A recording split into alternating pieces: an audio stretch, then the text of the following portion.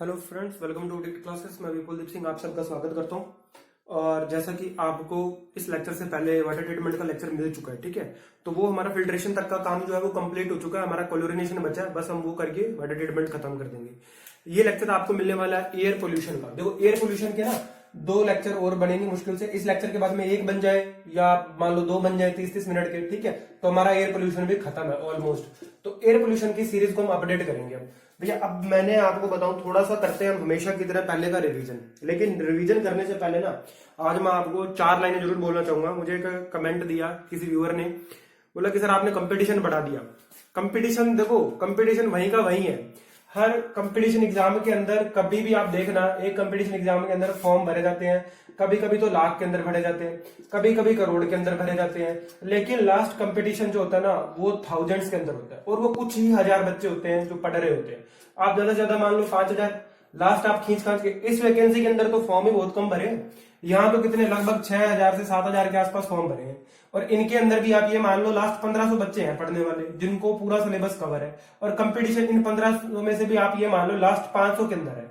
ये 500 बंदे जो है ना ये लड़ाई करेंगे, और यहाँ पर हर एक क्वेश्चन जो है ना वो डिसाइड करेगा कि आप कहाँ लाई करोगे। लास्ट कंपटीशन सिर्फ 500 लोगों में है, बात आ रही समझ में? बाकी सब तो बस खेल रहे हैं, ठीक है जी, ऐसा है। लास्ट कंपटीशन सिर्फ 500 बच्चों के अंदर ही है, आपको घबराने की जरूरत नहीं है। यहाँ पर ये है कि आप सिलेबस किसने कंप्लीट किया, किसने सिलेबस पूरा पढ़ लिया, प्रैक्टिस किसकी थी, और याद कितना रहता है। चलिए आज मैं ना आपको 4 लाइनें आपके नाम करता हूँ। बड़े ही अच्छे, पिछले साल लॉकडाउन के अंदर हमने इस इंसान को खो दिया, राहत इंदौरी जी को। इनकी हैं 4 लाइनें, मैं आपको सुनाना चाहूंगा। आंखों में पानी रखो, होठों पे चिंगारी रखो, जिंदा रहना है तो तरकीबें बहुत सारी रखो। राह के पत्थर से बढ़ के कुछ नहीं है मंजिलें, रास्ते आवाज देते हैं सफर जारी रखो। इन 4 लाइनों के अंदर बहुत कुछ आपको समझ में आया होगा, और मैं उम्मीद करता हूं कि ऐसे ही बस आप कंटिन्यू करते जाओ ना। कोई भी लेक्चर आपको मिले, ठीक है, आप देखते जाओ बस और याद करते जाओ। नोट्स जो है मैं जल्दी से जल्दी अपडेट कर दूंगा। देखो मेरी मेहनत का फायदा तब है अगर आप सब कुछ देख लो, आप कवर कर लो। प्रोटोकॉल पढ़ाने का मतलब ये नहीं था कि प्रोटोकॉल में से आप ये कहो कि 101% बहुत सारे क्वेश्चन आएंगे, नहीं। एक क्वेश्चन भी आ सकता है किसी एक पर्टिकुलर वीडियो से। अगर आपको एक क्वेश्चन मिल गया तो आपके वो 30 या 40 मिनट क्या हो गए, वसूल हो गए ना। और एक क्वेश्चन कितने नंबर का है? 3 नंबर। भैया बूंद बूंद से घड़ा भरता है, आपको एक एक नंबर इंपॉर्टेंट है सिलेक्शन के लिए। चलिए हम रिवीजन करते हैं थोड़ा सा और फिर बढ़ते हैं आगे नेक्स्ट टॉपिक की तरफ। देखो लास्ट लेक्चर जो था एयर पोल्यूशन का वो हमारा लैप्स रेट के बारे में था, है ना। हमने कई सारी बातें करी कि किस प्रकार से आपके जो एयर पार्सल है एनवायरनमेंट के अंदर जाते हैं, कैसे कैसे टेम्परेचर डाउन होता है, क्या सिस्टम चलता है ना।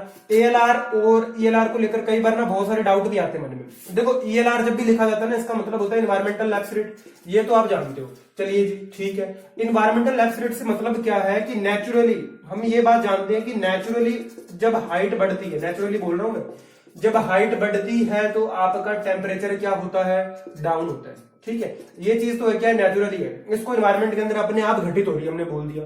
लेकिन जो एएलआर है ये एक ऐसी स्टडी है जो हम थ्योरेटिकली कर रहे हैं किसी भी चीज के लिए। सपोज दैट मैंने कंपेरिजन करने की कोशिश करी, ये प्रोसेस तो क्या नेचुरल है, लेकिन ये क्या हो रहा है, ये हमारी वजह से हो रहा है, ठीक है। किसकी वजह से हो रहा है? हमारी वजह से। हमारी वजह से बोलूं मैं तो ऑटोमोबाइल एग्जॉस्ट से, अगर आपका एग्जॉस्ट से आपका क्या निकला, कोई स्मोक निकला, वो स्मोक ऊपर जाकर क्या कर रहा है, अगर मैं ग्रीन हाउस की बात करूं तो ये सारे रीजंस जो है, हम लोग जो पोल्यूशन कर रहे हैं उससे क्या हो रहा है, टेम्परेचर, एनवायरमेंट का जो टेम्परेचर अपने आप बढ़ रहा है, सर्दी एकदम से खत्म हो जाती है फरवरी के महीने के अंदर, है ना। ये सारी चीजें जो है ना ये क्या है, ह्यूमन से रिस्पॉन्सिबल है, मतलब हम लोग रिस्पॉन्सिबल है इन चीजों के लिए। और आपकी जो एएलआर जो है ना ये किसको रिप्रेजेंट करती है, ये भी आपकी टेम्परेचर में डिक्रीज को ही रिप्रेजेंट करती है हाइट के साथ। लेकिन जब हम किसी एयर पार्सल की, देखो एयर पार्सल की क्या करते हैं, कंपैरिजन करते हैं भैया, तुलना करते हैं, किसके साथ करते हैं? एयर पार्सल की किसी स्मोक के पार्सल के साथ, स्मोक पार्सल के साथ। बात समझ में आ रही है? उस कंडीशन में आप क्या करते हो, इसकी हेल्प लेते हो एडियाबेटिक लैप्स रेट की। बात समझ में आ रही है? ये चीज होती है, ये थ्योरेटिकल कॉन्सेप्ट है, ये आपका क्या नेचुरल फिनोमिना है। इसके लिए मैंने आपको टेस्ट बताया, आप बैलून भेजते हो, उसके अंदर जो थर्मामीटर होता है फिट करके भेज देते हो, वहां पर टेम्परेचर वगैरह मेजर्ड होता रहता है, ऑटोमेटिकल फिनोमिना होता है। ये सारी बातें हम कल कर चुके हैं। हमने ये भी पढ़ा कि ऊपर जाने पर अगर हम ट्रोपोस्फेयर के अंदर बढ़ते हैं तो आपकी क्या हो रही है, टेम्परेचर रेट जो हो रहा है वो क्या हो रहा है, डाउन हो रहा है। फिर हमने देखा कि स्मोक पार्सल जो है, ये तो कॉन्सेप्ट हम जान ही चुके हैं कि अगर सराउंडिंग एयर से किसी भी पार्टिकल की जो हवा के अंदर घूम रहा है ना, उसकी डेंसिटी क्या हो, डेंसिटी तो उसकी क्या हो, लो हो, और टेम्परेचर क्या हो, ज्यादा हो, तो वो क्या करेगा, हमारी लैंड से ऊपर की तरफ क्या करेगा, राइज कर जाएगा। ठीक है, ये फिनोमिना पढ़ा। फिर हमने इसका उल्टा पढ़ा, अगर उल्टा होगा तो क्या होगा, वो नीचे की तरफ आएगा और इन्वर्जन क्रिएट करेगा। भैया इनका नीचे की तरफ आना ही क्या करा देता है, इन्वर्जन क्रिएट करता है, वर्टिकल मिक्सिंग हो जाती है पार्टिकल्स की। ये सारी बातें हम कल कर चुके हैं। इससे पहले अब मैं पुराने और रिवीजन नहीं करवा रहा, क्योंकि देखो प्राइमरी पोल्यूटेंट और सेकेंडरी पोल्यूटेंट को बार बार याद कराने से कोई मतलब नहीं निकलेगा। अब आप खुद से रिवीजन भी करते चलो, ठीक है। ये मैंने लास्ट लेक्चर का करवा दिया। आगे बढ़ते हैं और आज पढ़ते हैं नेगेटिव लैप्स रेट। ठीक है, आज आपको थोड़ा और मजा आएगा। आज हम और अलग कॉन्सेप्ट पढ़ेंगे थोड़े से निकाल कर, है ना। चलिए जी, मेरे से तो आप पहली बार पढ़ोगे उन कॉन्सेप्ट को। अब आती है negative lapse rate. Negative lapse rate का मतलब क्या है, लैप्स रेट ये तो हमें बता रहा है कि यहाँ पर क्या हो रहा है, कुछ ना कुछ घाटा तो हो रहा है। लैप्स का मतलब क्या हो रहा है, कुछ ना कुछ कमी तो हो रही है। लैप्स रेट को हमने पढ़ा था जब बोला था कि एम्बिएंट लैप्स रेट, आपने बोला इट मीन दैट कि टेम्परेचर आपका क्या हुआ, डिक्रीज हुआ, है ना, हाइट बढ़ने के साथ। लेकिन नेगेटिव लैप्स रेट का मतलब क्या है, जब आपका टेम्परेचर इंक्रीज कर गया। किस कंडीशन में, अगर आपने अल्टीट्यूड बढ़ाया, हाइट बढ़ाई, तो क्या हो गया, आपका टेम्परेचर इंक्रीज कर गया। तो ये किसको बताता है, नेगेटिव लैप्स रेट को बताता है। मतलब उल्टी कंडीशन हो गई क्या, बिल्कुल उल्टी कंडीशन हो गई। देखो अगर मैं इसको ग्राफ से रिप्रेजेंट करूं तो कुछ इस टाइप से बनेगा ये डायग्राम। अगर आप देखो तो आपने नॉर्मल जो लैप्स रेट थी आपकी, एम्बिएंट लैप्स रेट, उसे आपने यू रिप्रेजेंट किया, है ना, इस डायरेक्शन के अंदर। ये इधर आपका क्या है, टेम्परेचर है डिग्री सेंटीग्रेड के अंदर, इधर क्या है, हाइट। अरे भैया सीधी सी बात है, इस तरफ जा रहे हैं तो टेम्परेचर बढ़ रहा है, लेकिन इस तरफ आ रहे हैं ना, इस तरफ इधर की तरफ जा रहे हैं ना, तो टेम्परेचर क्या हो रहा है, डिक्रीज हो रहा है, और हाइट क्या हो रही है, इंक्रीज हो रही है। इस डायरेक्शन में हाइट इंक्रीज हो रही है, इस डायरेक्शन में टेम्परेचर क्या हो रहा है, डिक्रीज। तो ये क्या आ रहा है, इधर पास आ रहा है ना, वर्टिकल एक्सिस के पास आ रहा है। इट मीन दैट, जिन लोगों को कल नहीं समझ में आया आज आ जाएगा, कि टेम्परेचर देखो डिक्रीज हो रहा है हाइट बढ़ने के साथ साथ। अगर मैं एक वर्टिकल लाइन बनाऊं बिल्कुल सीधी, तो क्या ये रिप्रेजेंट कर लिए कि भैया यहां पर वर्टिकल डायरेक्शन के अंदर कोई भी मिक्सिंग नहीं हुई, है ना, कोई भी मिक्सिंग, सॉरी कोई तो आप मत ही बोलो, ये बोलो कि आप वर्टिकल डायरेक्शन के अंदर है। हमने बोल दिया कि टेम्परेचर जो है वो चेंज ही नहीं हो रहा, एक हाइट पे पर्टिकुलर पॉइंट पे आपको एक जैसा मिल रहा है। अच्छा जी, अब अगर मुझे नेगेटिव लैप्स रेट बनानी है तो क्या इसका उल्टा हो जाएगा क्या, बिल्कुल जी इसका उल्टा हो जाएगा। देखो ये उल्टा हो गया। पहले आप क्या कर रहे थे, हाइट बढ़ने के साथ में टेम्परेचर डाउन कर रहे थे। अब आप क्या कर रहे हो, हाइट बढ़ने के साथ में टेम्परेचर को क्या कर रहे हो, इस डायरेक्शन के अंदर जा रहे हो, इंक्रीज कर रहे हो। ये वाला जो आपका ग्राफ लाइन है किसको रिप्रेजेंट करेगी, ये आपकी बताएगी नेगेटिव लैप्स रेट को। ठीक है जी, नेगेटिव लैप्स रेट हो गया। और ये वाली जो लैप्स रेट है ये आपकी किसको बताएगी, इन्वायरमेंटल लैप्स रेट। ठीक है, ये कॉन्सेप्ट क्या होता है, ये ग्राफ बने कैसे, ये प्लूम के अंदर बहुत काम आते हैं आपको, यहीं से ही आपको अंडरस्टैंडिंग मिलेगी। देखो क्या यहाँ पर तीनों एक्सिस काम आ रहे हैं क्या, ये आपकी एक्स डायरेक्शन थी, ये आपकी कौन सी है, वाई डायरेक्शन है, और एक आप देख रहे हो वर्टिकल, तीसरा एक्सिस अगर मैं 3D के अंदर दिखाऊं तो क्या एक एयर पार्सल के लिए तीनों डायरेक्शन आपकी जिम्मेदार है क्या भैया, बिल्कुल जी बिल्कुल। जब भी एक आपका एयर पार्सल जो एनवायरमेंट के अंदर ऊपर राइज करता चला जा रहा है, अगर आपको उसकी स्टडी करनी है तो आपको तीनों डायरेक्शन एक्स वाई और जेड तीनों काम में लेनी पड़ेंगी। ये क्या होता है, 3D मॉडलिंग का काम है। इसलिए क्या होता है, इसकी जो इक्वेशंस बनाई गई है ना, इनको समझने के लिए इक्वेशंस बनाई गई वो बहुत कठिन है, उनको हम आगे डिस्कस करने वाले नेक्स्ट। पहले आप थोड़ा सा ये नेगेटिव लैप्स रेट का कॉन्सेप्ट समझ लो और थोड़ा सा अंदर चलते हैं। देखो ये बात समझ में आई कि नेगेटिव लैप्स रेट होता क्या, टेम्परेचर इंक्रीज कर रहा है। अच्छा जी, क्या ऐसी कंडीशन अगर मैं बोलूं कि अगर ऊपर जाने पर क्या हो रहा है, आपका टेम्परेचर बढ़ रहा है, ऊपर जाने पर टेम्परेचर बढ़ रहा है, तो आपको ये तो पता चल गया कि ये negative lapse rate, it mean that ये किसको शो करेगा, इन्वर्जन को शो करेगा। क्या, इन्वर्जन को, बिल्कुल ये इन्वर्जन को शो करेगा। ठीक है, ये बात भी हो गई। अब मैं आपको एक सिचुएशन ऐसी बताता हूं जब इन्वायरमेंट आपका स्टेबल होगा, और वो किस कंडीशन में होगा, अगर आपकी वार्मर एयर जो है ना, वार्मर एयर अगर गर्म एयर जो है वो कहां रहे, ऊपर रहे एटमोस्फेयर के अंदर, और जो आपकी अर्थ के सराउंडिंग, ये आपकी अर्थ पे क्या है, आपका लिथोस्फेयर है, लिथोस्फेयर के आसपास के एटमोस्फेयर के अंदर आपकी जो एयर रहे वो क्या रहे, कूल्ड रहे। अगर भैया जो लिथोस्फेयर है इसके आसपास की एयर जो है वो क्या है, ठंडी है, और गर्म हवा का ऊपर है, तो क्या कोई पोल्यूटेंट नीचे की तरफ आएगा, क्या नहीं आएगा, सारे पोल्यूटेंट ऊपर चलते चले जाएंगे। क्यों, ये बात तो हम जानते हैं कि भैया ऊपर की तरफ जा रहा है तो टेम्परेचर क्या हो रहा है, डिक्रीज हो रहा है। लेकिन बहुत ऊपर जाने के बाद में क्या है, टेम्परेचर बढ़ गया, मतलब पार्टिकल वहीं कहीं घूमता रहेगा, नीचे नहीं आएगा।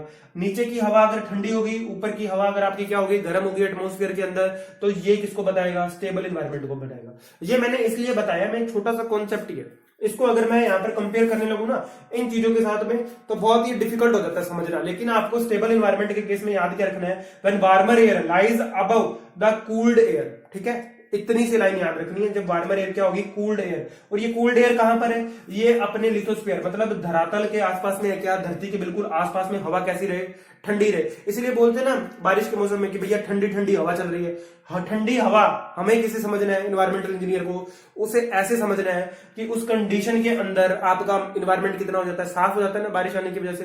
क्यों, क्योंकि आपके लिथोस्फीयर के आसपास की जो एयर होती है वो क्या हो जाती है, ठंडी हो जाती है, उसमें ह्यूमिडिटी आ जाती है। और ऊपर की एयर क्या हो जाती है, गर्म हो जाती है। क्या ऐसी कंडीशन में इन्वर्जन होगा, क्या नहीं होगा। ऐसी कंडीशन में इन्वर्जन बिल्कुल नहीं होगा। एटमॉस्फेयर एकदम क्लीन रहेगा और पोल्यूटेंट कहां जाएंगे, अपर एटमॉस्फेयर में जाएंगे। ये पूरा कॉन्सेप्ट था, ठीक है। अब अपने आगे बढ़ते हैं कि इन्वर्जन जो होता है ना, इन्वर्जन ये भी दो तरीके का है। इन्वर्जन के बारे में थोड़ी सी स्टडी करते हैं, फिर हम आगे बढ़ जाएंगे, ठीक है। मैथमेटिकल मॉडलिंग की तरफ चलेंगे, एयर पोल्यूशन की कैसे करते हैं, क्या सिस्टम होता है, फ्लिप इक्वेशन, गॉसियन, सब बताऊंगा मैं भी इसी लेक्चर के अंदर। चलिए आगे स्टडी करते हैं इन्वर्जन की। इन्वर्जन के अंदर ज्यादा डीप में नहीं जाएंगे, बस दो तरीके का इन्वर्जन होता है, ये समझ लो। पहला होता है आपका रेडिएशन इन्वर्जन, ठीक है, रेडिएशन इन्वर्जन। और सेकंड आपका होता है सबसाइडेंस, सबसाइडेंस इन्वर्जन। दोनों ही आपको अगर पूछ ले तो आपको पता होना चाहिए। देखो रेडिएशन इन्वर्जन क्या होता है, यहां पर वो सारी बातचीत जो अभी हमने करी कि अर्थ के नजदीक आपका क्या हो, अगर अर्थ के नजदीक मतलब मैंने ये बोला कि जो लिथोस्फीयर है ना, लैंड के आसपास में अगर आपकी हवा क्या हो रही है, एयर जल्दी जल्दी कूल कर रही है ना, जल्दी जल्दी कूल कर रही है। ये सारी बातें आप पढ़ते हो किसके अंदर, रेडिएशन इन्वर्जन के अंदर। क्या यहाँ पर टेम्परेचर से रिलेटेड बातें करी जाएंगी, क्या, बिल्कुल। इस चीज को डिस्कस करने से कोई फायदा नहीं है, ये कॉन्सेप्ट हम पहले भी पढ़ चुके हैं ना, पिछले लेक्चर में भी पढ़ चुके हैं, अभी भी पढ़ चुके हैं। यहां आपको ये याद रखना है, जब भी रेडिएशन इन्वर्जन का नाम आए तो बात किसकी होगी, टेम्परेचर की। मतलब या तो टेम्परेचर क्या हो रहा होगा, बढ़ने के रिस्पेक्ट में हम बता रहे होंगे, या हम टेम्परेचर घटने के रिस्पेक्ट में बता रहे होंगे। इतनी जानकारी आपको रखनी है इन्वर्जन के अंदर। ये तो आपको पता ही है कि इन्वर्जन होगा कब, जब नेगेटिव लेफ्ट रेट बन रही है, ऑब्वियस सी बात है। तो यहां पर आपको याद रखना है रेडिएशन इन्वर्जन के अंदर क्या है, ये टेम्परेचर से रिलेटेड है। जब भी सबसाइडेंस इन्वर्जन का नाम आएगा आपको यहां पर याद रखना है प्रेशर की बात याद रखनी है। क्या यहाँ पर सारी चीजों के लिए, इन्वर्जन के लिए प्रेशर रिस्पॉन्सिबल होगा, बिल्कुल यहाँ पर आपका प्रेशर रिस्पॉन्सिबल है, ठीक है जी, प्रेशर रिस्पॉन्सिबल है। क्यों ऐसा हो क्यों रहा है, यहाँ पर क्या होता है, आपकी जो सिचुएशन बनती है उसे बोला जाता है एंटी साइक्लोन कंडीशन बोला जाता है, ठीक है। एंटी साइक्लोन क्यों बोला, इसका भी मैं आपको अभी रीजन देता हूं। हाँ जी, एंटी साइक्लोन का मतलब क्या है, देखो आपका अगर क्या है हाई प्रेशर एरिया, मैंने एक पर्टिकुलर पॉइंट की बात करी, हाई प्रेशर एरिया, ठीक है। मैंने आपको बोल दिया कि आज आपके राजस्थान के अंदर कोई ऐसा एरिया है जहां पर क्या क्रिएट हो रहा है, हाई प्रेशर एरिया क्रिएट हो रहा है, और इसके चारों तरफ क्या है, लो प्रेशर एरिया। बात समझ रहे हो क्या, यहां पर क्या है आपका लो प्रेशर एरिया है चारों तरफ, और एक किसी पर्टिकुलर प्लेस पर क्या हो रहा है, हाई प्रेशर क्रिएट हो रहा है। तो इसे क्या बोला जाता है, इसे एंटी साइक्लोन बोला जाता है, एंटी साइक्लोन। बात समझ रहे हो क्या, ऐसी कंडीशन के अंदर भी क्या हो जाता है, इन्वर्जन हो जाता है, ठीक है। बस इतनी सी जानकारी आपको याद रखनी है। कब ऐसा सबसाइडेंस इन्वर्जन कब पॉसिबल है, जब किसी एक पर्टिकुलर प्लेस पर क्या हो रहा है, हाई प्रेशर एरिया क्रिएट हो रहा है, ठीक है, और उसके चारों तरफ क्या हो रहा है, लो प्रेशर एरिया क्रिएट हो रहा है। देखो हमेशा आपको ये तो पता है ना कि कोई भी चीज हमेशा कैसे चलती है, अगर एनर्जी की बात करें, वाटर की बात करें, ग्रेविटी की बात करें, कोई मर्जी कॉन्सेप्ट ले लो, हाई टू लो की तरफ जाता है। यहां पर भी क्या होगा, अब हाई टू लो, बाहर की तरफ क्या है लो, अंदर की तरफ क्या है हाई, तो इन्वर्जन क्या होगा, अंदर से बाहर की तरफ फैलेगा। मतलब इस पर्टिकुलर प्लेस से इन्वर्जन जो है वो चारों तरफ क्या होगा, फैलना शुरू कर जाएगा। इस तरीके से इन्वर्जन काम करता है। इतनी सी डिटेल आपको बहुत है, बाकी क्या पता क्या है, अभी एग्जाम का टाइम है, वरना डीपर स्टडी तो करने में इन्वर्जन की आप जितनी मर्जी कर लो, कमी नहीं है साहब।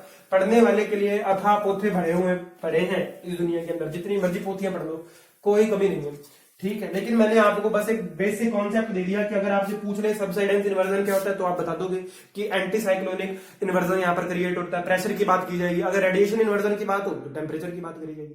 चलिए नेक्स्ट पॉइंट है हमारा प्रिडिक्टिंग द पोल्यूटेंट कॉन्सेंट्रेशन, ठीक है जी। नेक्स्ट पॉइंट है आपका प्रिडिक्टिंग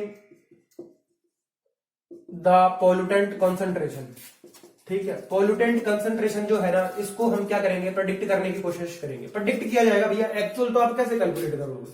देखो एक्चुअल अंदाजा तो मैं आपको बताऊं, जो केदारनाथ के अंदर त्रासदी हुई थी आज से कुछ साल पहले, उसका भी नहीं लगा पाया था, बहुत सारी चीजों को नहीं लगता। जब मौसम विभाग ये कह देता बारिश आएगी तब नहीं आती, और जब कहता कि नहीं आएगी तब आ जाती है। फिर साइंस तो भैया नेचुरल फिनोमिना के आगे साइंस कुछ भी नहीं है ना, ये हमें माननी पड़ती है बात। Predicting the pollutant concentration with क्या है भैया, मैथमेटिकल मॉडलिंग, ठीक है जी, याद रखना आपको। नेक्स्ट पॉइंट हमारा क्या है, मैथमेटिकल मॉडलिंग। इसके बारे में मैं आपको थोड़ी बात करता हूँ, बताता हूँ ना। देखो जब भी क्या होगा किसी एक प्ल्यूम से, प्ल्यूम का मतलब क्या, आपने ये तो सबने देखा होगा, ईंट भट्टा उद्योग तो देखा ही है ना सबने भैया, जो ब्रिक इंडस्ट्री होती है वहां पर एक प्ल्यूम बनी हुई होती है ना कुछ इस टाइप की, और उस प्ल्यूम से क्या होगा, क्या स्मोक निकलेगा, क्या क्या स्मोक के पार्सल निकलेंगे, बिल्कुल स्मोक के पार्सल निकलेंगे, और इन पार्सल के अंदर क्या आपके पॉल्यूटेंट होंगे, बिल्कुल जी पॉल्यूटेंट होंगे।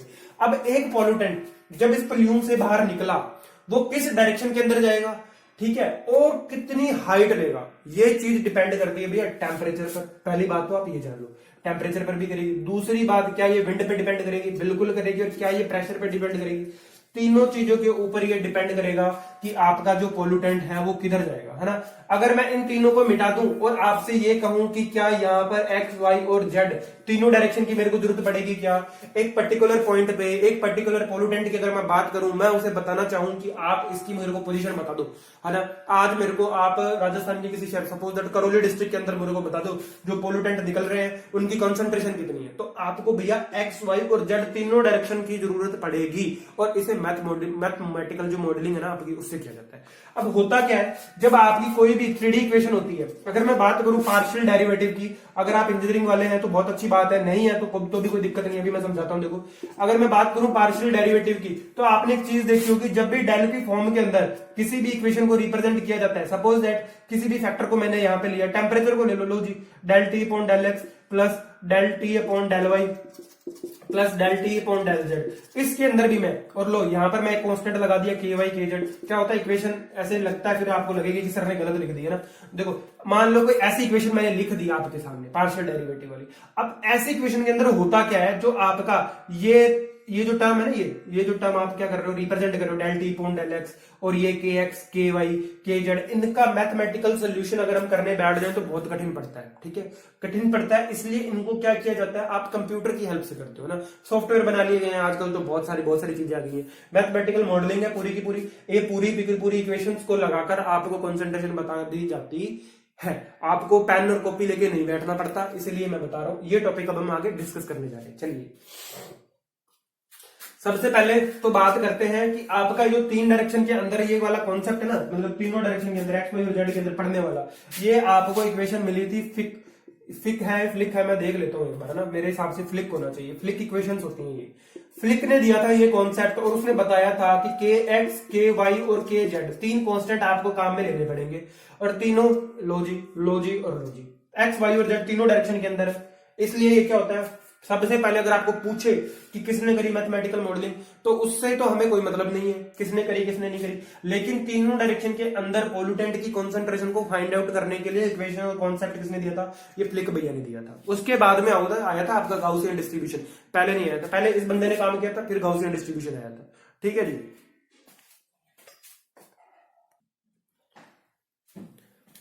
ये आपका फ्लिक नहीं, इसको आप बोलोगे फ्लिक। फ्लिक तो अच्छा रह रहा था, फ्लिक तो एक चीज होती है जो हॉकी के अंदर करी जाती है ना, इसलिए इजी याद हो जाता है। इसको क्या बोलेंगे, फ्लिक बोलेंगे, है ना, बात समझ में आ रही। और के एक्स के वाई जेड आपके क्या है, सबसे पहले मैं आपको बताऊं, पोल्यूटेंट जो है ना, इनकी मैथमेटिकल मॉडलिंग जो है ना, वो भी किसी न किसी प्रिंसिपल पर करी गई होगी। और क्या मानकर करी गई, ये मानकर करी गई कि आपके जितने भी पोल्यूटेंट एटमोस्फेयर के अंदर जा रहे हैं उनमें मोशन कैसा हो रहा है, टर्बुलेंट मोशन हो रहा है। बात समझ में आ रही है। टर्बुलेंट का मोशन का मतलब क्या है, रैंडम मोशन है भैया, ये रैंडम मोशन। मैं आपको बताऊं, एक पाइप है पानी की, ठीक है, और उसमें से पानी निकल रहा है, जब आप इसके आगे उंगली लगा लेते हो, ठीक है, तो क्या होता है, पार्टिकल्स जिसको जहां से जगह मिलती है, बात समझ में आ रही है, वाटर के मॉलिक्यूल्स को जहां से जगह मिलती है वो उसी डायरेक्शन के अंदर चलना शुरू हो जाते हैं। ऐसे मोशन को आप क्या बोलते हो, टर्बुलेंट मोशन बोलते हो, रैंडम मोशन होता है। ये प्रिंसिपल माना गया जब स्टडी करना शुरू हुए थे किसकी, पोल्यूटेंट की। बात समझ में आ रही है। और आपके जो के एक्स के वाई के जेड है, इन्हें क्या बोला गया, इन्हें बोला गया फिक्स डिफ्यूजिबिलिटी कोएफिशिएंट्स, ठीक है, इनको ये बोला गया। अब देखो, डिफ्यूजिबिलिटी कांस्टेंट बोल दिया, टर्बुलेंट मोशन मान लिया, ठीक है, और ये बोल दिया कि अब इनको, ये जो कांस्टेंट है ना आपके, इनके बारे में और स्टडी में आपको कराता हूं। देखो डिफ्यूजिबिलिटी कांस्टेंट इनका नाम है। अब के एक्स के वाई के जेड जो है ना, ये क्या होता है, ये लोकेशन और टाइम, लोकेशन एंड टाइम दोनों पे डिपेंड करते हैं, ठीक है। लोकेशन और टाइम, अगर 3 आपके पास अननोन है और वो 3 अननोन जो है दो और अननोन पे डिपेंड कर रहे हैं, बात समझ में आ रही है क्या? मैंने क्या बोला, के एक्स के वाई के जेड ये तीनों आपके डिफ्यूजिविटी कोफिशिएंट है। ये तीनों भी क्या, के एक्स के लिए एक लोकेशन और एक टाइम, अगर इसको किसी लोकेशन पे और किसी टाइम पे रिप्रेजेंट करना है तो आपके लिए थोड़ा सा मुश्किल हुआ ना, फिर इसको भी फिर इसको भी। तो एक तरह से आपको समझ में आ रहा है कि तीन तो अननोन, और उन तीन नोन की डिपेंडेबिलिटी भी किस पे है, दो और अननोन फैक्टर पे। तो एक तरीके से क्या हो गया, एक कॉम्प्लेक्स इक्वेशन बन रही है। हाँ जी, एक कॉम्प्लेक्स इक्वेशन बन गई थी, और इसी इक्वेशन को मैं अभी आगे आपको पढ़ाने वाला हूं। ठीक है जी, ये मैं साफ कर रहा हूं यहां से। उम्मीद करता हूं यहां तक आपको समझ में आया होगा। प्रिंसिपल क्या माना गया पोल्यूटेंट को प्रेडिक्ट करने के अंदर, ये माना गया कि आपके जो पोल्यूटेंट निकल रहे हैं एटमॉस्फेयर के अंदर जा रहे हैं, उनका मोशन कैसा है, टर्बुलेंट मोशन है, रैंडम मोशन है, किसी भी डायरेक्शन में जा सकते हैं, क्रॉस विंड में जा सकते हैं, आपके कोई पता नहीं है उनका, वर्टिकल मोशन भी हो सकता है। चलिए मैं इक्वेशन लिखता हूं और आप इसको देखना, थोड़ा सा आपको लगेगा कि हाँ वास्तव में इक्वेशन तो डिफिकल्ट है। Del c upon del t is equal to del upon del x. ठीक है, फिर आपका के, ये क्या है, के एक्स, एक्स डायरेक्शन के अंदर आपका डिफ्यूजिविटी कांस्टेंट है। फिर आपका यहां आएगा del c upon del x, ठीक है जी, plus del upon del y. फिर यहां क्या आएगा, के वाई, और आपका del c upon del y. ठीक है जी, पूरा का पूरा आपको इसी तरह से इक्वेशन का फॉर्मेट जो है फॉलो करना है। डेल जेड इक्वेशन कठिन नहीं है, लेकिन इसका सोल्यूशन बहुत लंबा है। के जेड फिर del c upon del z, तो एक कॉम्प्लेक्स बनता चला जाता है बड़ा बड़ा, मतलब कैलकुलेट करते रहो। इतना टाइम है किसके पास, किसी के पास नहीं है आजकल। क्यू एक्स और कोमा वाई और कोमा जेड। देखो अब इस इक्वेशन के अंदर कौन कौन भैया क्या क्या है, ये भी पढ़ना पड़ेगा आपको, क्योंकि यहां से कोई भी चीज आपको निकाल कर पूछी जा सकती है। एक इक्वेशन के अंदर से वो आपसे ये पूछ सकता है कि पर्टिकुलर ये फैक्टर जो है किन किन बातों पर डिपेंड करता है, बताओ जी। तो फिर आपको बताना पड़ेगा, फिर आप मेरे को गालियां दोगे कि सर ने तो बताया, इक्वेशन लिख के छोड़ दी। देखो q x comma y comma z, ये आपका क्या है, सबसे पहले से जानते हैं, ये आपका सोर्स और सिंक को रिप्रेजेंट करता है। सोर्स, ठीक है जी, सोर्स और सिंक को रिप्रेजेंट करता है। ये सोर्स और सिंक का मतलब क्या है, जैसे आपने कोई एक प्लूम मान ली, इस प्लूम के इस पॉइंट से अगर ये आपके पोल्यूटेंट निकल रहे हैं, तो ये इस सिंगल जिस सोर्स है, इस सिंगल इमिशन सोर्स, मैं ये लिख देता हूं, क्या माना जाता है, सिंगल इमिशन सोर्स माना जाता है। सिंगल इमिशन सोर्स, एक ही सोर्स से मान रहे हो आप, तभी इसकी स्टडी पॉसिबल है। या फिर आप क्या करो, सिंक की स्टडी करो। तो दोनों के अंदर आपको ये फैक्टर लेना पड़ता है। ठीक है जी, बात समझ में, किसको रिप्रेजेंट करता है, ये सोर्स और सिंक को रिप्रेजेंट करता है इन एप्रोप्रिएट टर्म्स। इन एप्रोप्रिएट टर्म्स, कोई जरूरी नहीं है, आप इसको किसी और पे भी ले सकते हो। आपका मैंने किया एक्स वाई जेड, इनमें नहीं लेना, इस कोऑर्डिनेट में नहीं ले लो, पी क्यू आर में ले लो, इसलिए है ना, रिप्रेजेंट इन एप्रोप्रिएट आपका टर्म्स के अंदर। ठीक है, ये बात मैंने आपको बता दी कि एक्स वाई और जेड वाले जो आपके तीनों के तीनों ये कांस्टेंट जो है के वाई और के जेड, ये हमेशा किस पे डिपेंड करेंगे, दो चीजों पे, एक तो आपके लोकेशन पे और दूसरा आपका टाइम पे डिपेंड करेंगे। ये आपका पूरा कॉन्सेप्ट जो है ना, इतना जो आपने ये पढ़ा, पार्शियल डेरिवेटिव इक्वेशन जो लिख रही है ये वाली आपके अंदर, है ना, डेरिवेटिव जो लिख रहे हैं एक्स वाई और जेड तीनों डायरेक्शन के अंदर, ये कॉन्सेप्ट तो दिया था आपका किसने, फिक ने दिया। लेकिन ये क्या है, एक कॉम्प्लेक्स इक्वेशन है, इसका सॉल्यूशन थोड़ा क्या पड़ता है, लंबा पड़ता है। तो क्या हुआ, हमने क्या किया, एक और चचा आ गए। अब ये चचा कौन है, ये आपके गाउस चचा, जिन्हें आप अगर इंजीनियरिंग वाले हैं तो आपने M1 के अलावा, मैं आपको बताऊं, M1 नहीं तो आपने M3 के अंदर तो जरूर पढ़ा होगा गाउस को, गाउसियन डिस्ट्रीब्यूशन पढ़े होंगे। नहीं पढ़ा तो कोई बात नहीं, अगर आप सिविल इंजीनियरिंग वाले हैं तो आपने न्यूमेरिकल ओरिएंटेड कंप्यूटर एनालिसिस, है ना, न्यूमेरिकल ओरिएंटेड कंप्यूटर एनालिसिस, ये भी सब्जेक्ट आपने पढ़ा होगा। इसके अंदर आपने गाउस की स्टडी करी थी, है ना, गाउस सीडल इक्वेशन पढ़ी हुई है आपने, है ना, मैं भी सिविल इंजीनियरिंग से हूं, मुझे पता है गाउस सीडल इक्वेशन पढ़ रखी है आप लोगों ने। तो गाउस डिस्ट्रीब्यूशन पढ़ना पड़ा हमें। हमारी मजबूरी क्या थी कि ऊपर वाली जो इक्वेशन है उसमें तीन तो हमें ये कांस्टेंट दिख रहे हैं, और इन तीनों कांस्टेंट की दो लोगों के ऊपर डिपेंडेबिलिटी है, लोकेशन और टाइम पे। तो सोल्यूशन का पड़ा, टफ पड़ा, तो गाउस डिस्ट्रीब्यूशन को हमें स्टडी करना पड़ा।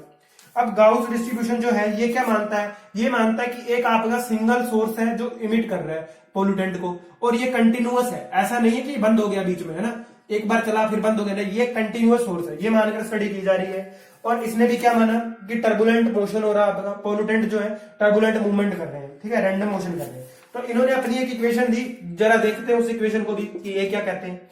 ये है आपका c x comma y is equal to q divide by pi, फिर आपका ये है u, ठीक है जी, u, और यहां पर है sigma z comma sigma y, ठीक है जी, e raise to the power 1/2, ये माइनस का है, और यहां पर है h square divide by sigma square z plus y square by, आपकी इक्वेशन है सिग्मा स्क्वायर वाई। देख रहे हो क्या इस इक्वेशन को, अगर इस इक्वेशन के ऊपर न्यूमेरिकल आ गया कर लोगे क्या, नहीं होगा, सब नहीं होगा। कितनी मर्जी आपको कैलकुलेशन इजी दे दे, आप देख रहे हो पाई भी है यहाँ पर, लॉग भी है, और लॉग की पावर के अंदर इतना कुछ आपको सोल्व करना थोड़ा मुश्किल है। तो इस इक्वेशन का भी सॉल्यूशन हमें तो दिख रहा है हमारी आंखों से कि इतनी कठिन इक्वेशन है, याद करने में जोर पड़ेगा, इसको कंप्यूटर से सॉल्व होगी भैया, है ना। मैथमेटिकल मॉडलिंग जो है पूरी आपको किससे करनी पड़ेगी, सॉफ्टवेयर से करनी पड़ेगी, आप नहीं कर सकते इसको। बस आपको क्या करना है, इस इक्वेशन को पढ़ना है। अगर आपसे पूछ ले sigma x sigma y sigma z क्या है, ठीक है, ये पूछ ले कि इनका हाइट के साथ कैसा रिलेशन है, वो सारी बातें आपको पढ़नी है। चलिए जी, इस इक्वेशन को फर्दर आगे और कैसे लिखा जा सकता है वो भी बता देता हूं मैं। C x comma y equals to q divide by pi u, ठीक है, sigma z comma sigma y multiply by e raise to the power -1/2, कुछ नहीं किया, उसको खोल दिया, मल्टीप्लाई करेंगे, ठीक है, और -1/2 multiply by y square divide by sigma square y, ये लो जी मैंने खोल दिया। यहां पर सी क्या है, सी आपका है कॉन्सेंट्रेशन ऑफ पॉल्यूटेंट, सी क्या है, कॉन्सेंट्रेशन ऑफ पॉल्यूटेंट। बस ये इक्वेशन आप याद चाहे मत करो, लेकिन इस इक्वेशन के अंदर जो जो टर्म आ रही है ना वो क्या है वो जरूर आपको पता होना चाहिए। कॉन्सेंट्रेशन ऑफ पॉल्यूटेंट, बात समझ लो, ये क्या है, concentration of pollutant in microgram पर मीटर क्यूब, किसके अंदर है इसकी यूनिट, माइक्रोग्राम, ये ग्राम माइक्रो हटा लो ठीक है, ग्राम पर मीटर क्यूब के अंदर इसकी कॉन्सेंट्रेशन। चलिए क्यू क्या है आपका इस इक्वेशन के अंदर, ठीक है, गाउसियन डिस्ट्रीब्यूशन के अंदर मैं यहां लिख रहा हूं, क्यू क्या है, क्यू आपका है q is equal to pollutant emission rate, ये आपकी पॉल्यूटेंट इमिशन रेट है, ठीक है, पॉल्यूटेंट इमिशन रेट,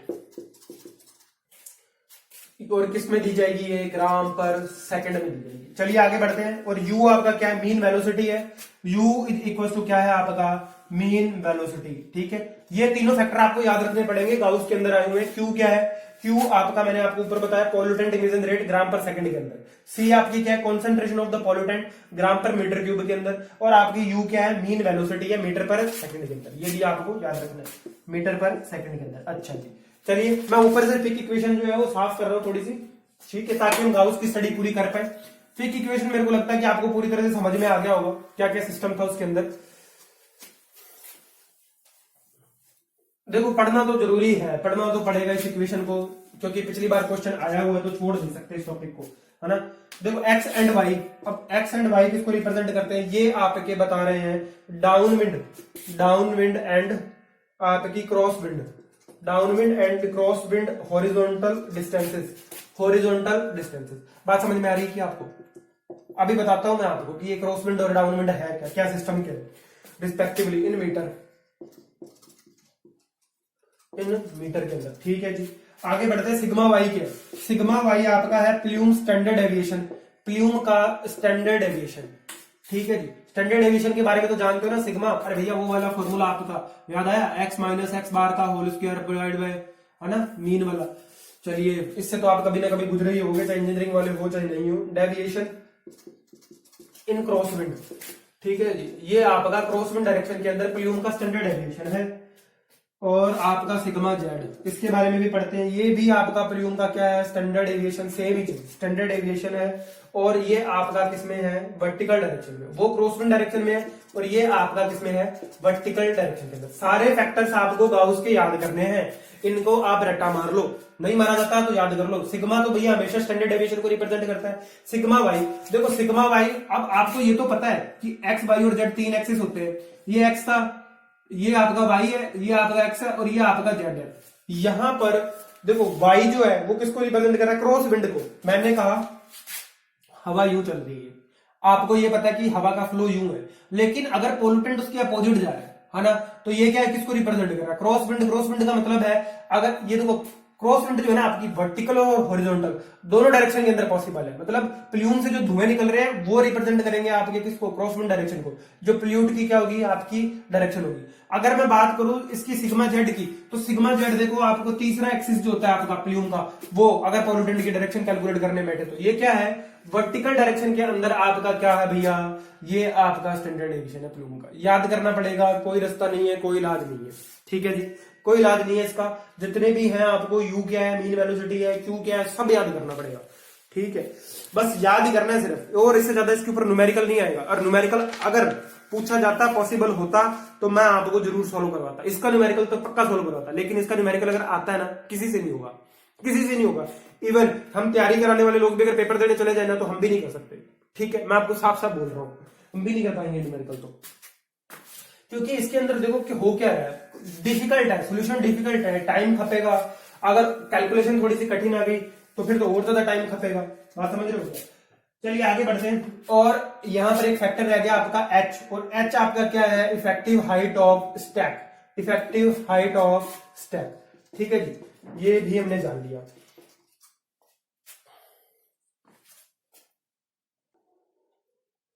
चलिए अब थोड़ा सा ऑब्जर्वेशन करने की कोशिश करते हैं। अगर मैं आपको ये बोलूं कि आपको एक्स डायरेक्शन के अंदर, है ना, आपको क्या करना है, एक्स डायरेक्शन के अंदर आपको क्या चाहिए, कॉन्सेंट्रेशन चाहिए पार्टिकल की। देखो concentration of particle in x direction, आपने कहा चलिए जी इसके अंदर क्या होगा, अगर आप क्या करोगे एक्स डायरेक्शन के अंदर कैलकुलेट करना चाह रहे हो तो आपका क्या होगा, जो डाउन विंड हॉरिजॉन्टल डायरेक्शन के अंदर, down wind horizontal direction, down wind horizontal direction, और कहां से, पल्यूम के सेंटर से। ठीक है जी, पल्यूम के सेंटर से, downwind horizontal direction of plume centre.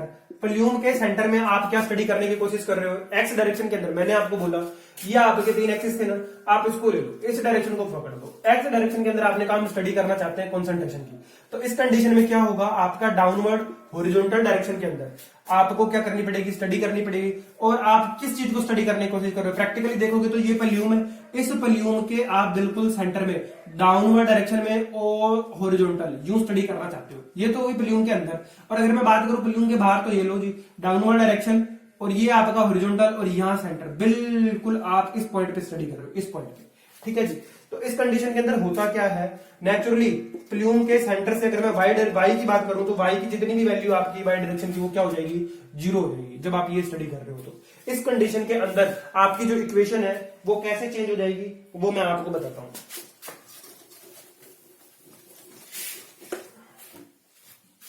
देखिए इक्वेशन क्या होगी, सी एक्स कोमा 0, क्योंकि वाई क्या हो गया, 0 हो गया, तो इसे लिखा जाएगा Q divide by pi u sigma z comma sigma Y.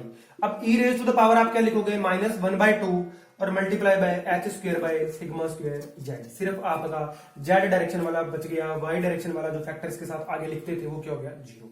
अच्छा जी, अब अगर मैं बोलूं कि आप स्टडी कर रहे हो इन्वर्जन की कंडीशन में चले गए, और आपको ये तो मालूम है कि इन्वर्जन की कंडीशन में होता क्या है, जो आपकी लैंड होती है ना, लैंड इन्वर्जन क्या मतलब लिथोस्फीयर, लैंड भैया, आपके अर्थ के आसपास, लैंड के आसपास का जो एटमॉस्फेयर होता है, यहाँ पर पॉल्यूटेंट जो होते हैं घूम रहे होते हैं इन्वर्जन के अंदर, पॉल्यूटेंट यहीं घूम रहे होते हैं आपके, और नीचे की तरफ आ रहे होते हैं। मतलब क्या ये बिल्कुल अर्थ के बिल्कुल पास में है क्या, इनका मोशन कैसा वर्टिकल डायरेक्शन के अंदर हो रहा है क्या।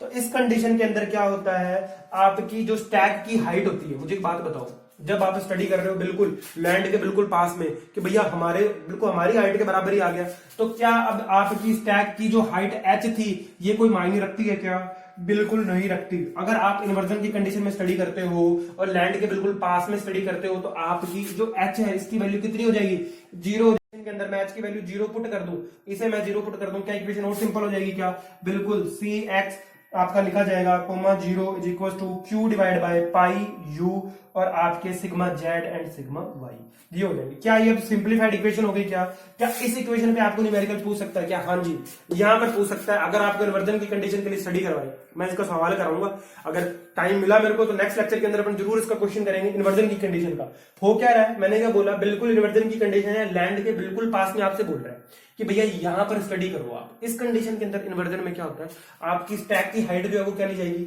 0 ली जाएगी। तो इस इक्वेशन में जब हमने पुट किया ये 0 हो गया, तो क्या बन गई, बहुत सिंपल बन गई क्या, Q1 pi u sigma z sigma y. अब इस इक्वेशन पे अगर न्यूमेरिकल आ जाए तो वो सॉल्व हो सकता है, अब बन सकता है। अब मैं बिल्कुल आपको ये कहूंगा कि आपको यहां पर न्यूमेरिकल करना चाहिए। चलिए थोड़ी आगे बढ़ के और स्टडी करते हैं और ये क्या पाया गया भैया, एक पाया गया कि अगर आप बिल्कुल ग्राउंड लेवल के पास में स्टडी करते हो तो जो आपका सिग्मा जेड है इसे कितना लिया जाएगा, प्लूम हाइट का, इसे लिया जाता है sigma sigma z is equal to 0.707 of h. अच्छा, क्या 0.707 को अगर मैं बात करूं, आपने कभी ये देखा है कि √2 आपका जो होता है उसे कितना लिखा जाता है, 1.414 लिखा जाता है क्या, है ना, लिखा जाता है ना। तो क्या अगर मैं यहां पर ये बोलूं sigma z is equal to 1/√2 of h, या मैं यूं लिख दूं कि sigma z is equal to h/√2, तो क्या बात गलत होगी क्या, नहीं। तो क्या यहां पर एक रिलेशन बन गया क्या, sigma z is equal to h/√2, या ये आप क्या कह सकते हो, h is equal to √2 sigma z. इसके ऊपर भी आपसे थ्योरेटिकल क्वेश्चन भी पूछ सकता है और आपसे न्यूमेरिकल भी पूछ सकता है, ठीक है जी।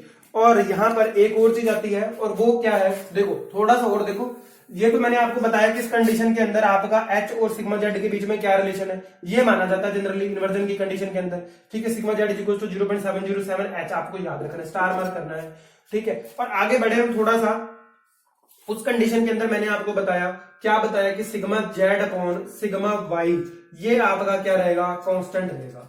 ये कांस्टेंट रहेगा जब आपका एटमॉस्फेयर क्या है, स्टेबल फॉर्म के अंदर है। जब आपका इन्वर्जन है, आपने क्या मानना है, sigma z equal to 0.707 multiply by h, ये आपको स्टडी करनी है। इसके ऊपर आपसे क्वेश्चन पूछा जा सकता है। इसके लिए आपको सिग्मा जेड चाहिए होगा, सिग्मा जेड 1/2 रूट एच लिख सकते हो आप, 0.707 एच लिख सकते हो, ठीक है, ये आप देख लेना। इसके बाद में sigma z upon sigma y जो है ना, इसकी स्टैक की हाइट के साथ एक बड़ी लंबी चौड़ी टेबल दी हुई है, और वो टेबल आई कैसे, पूरे के पूरे फॉर्मूले के अंदर वैल्यूज पुट करी और निकाल ली, टेबल बन गई। अब पता है क्या होता है, अगर आप सिविल इंजीनियरिंग वाले हो तो मैं आपको इजीली समझा देता हूँ। देखो आपने क्या किया था, प्रोजेक्ट मॉडलिंग पढ़ी थी, पीपीसीएम की बात करो, project planning and construction management, वहां पर आप जेड की वैल्यू निकाला करते थे, प्रोबेबिलिटी डेंसिटी फैक्टर निकाला करते थे, एक बड़ी सारी टेबल बनती थी, उस ग्राफ में से वैल्यू उठा के लाते थे, पुट करते थे, है ना। कुछ वैसे ही स्टडी है यहाँ पर, एक बड़ी सारी टेबल आपको मिलती है, उसमें से आप वैल्यू पुट करते हो, फिर आगे सोल्यूशन करते हो। लेकिन आपके एग्जाम में क्वेश्चन मोस्ट टू मोस्ट किस पे बन सकता है, इसके ऊपर बन सकता है, ये रिलेशन आपसे पूछ सकता है, ठीक है, और ये पूछ सकता है कि ये z sigma z upon sigma y जो है ये कांस्टेंट क्यों होता है, ये पूछा जा सकता है, ठीक है। ये सारी बातें हम कर चुके हैं। अगले लेक्चर के अंदर अगर पॉसिबल हुआ मैं आपको क्वेश्चन करवाऊंगा इसका न्यूमेरिकल, फिर हम आगे बढ़ेंगे, पोल्यूशन कंट्रोल डिवाइसेस की तरफ चलेंगे, थोड़ा बहुत पॉल्यूम के बारे में पढ़ेंगे। मैं अपने शब्दों को यहीं विराम देता हूँ, धन्यवाद।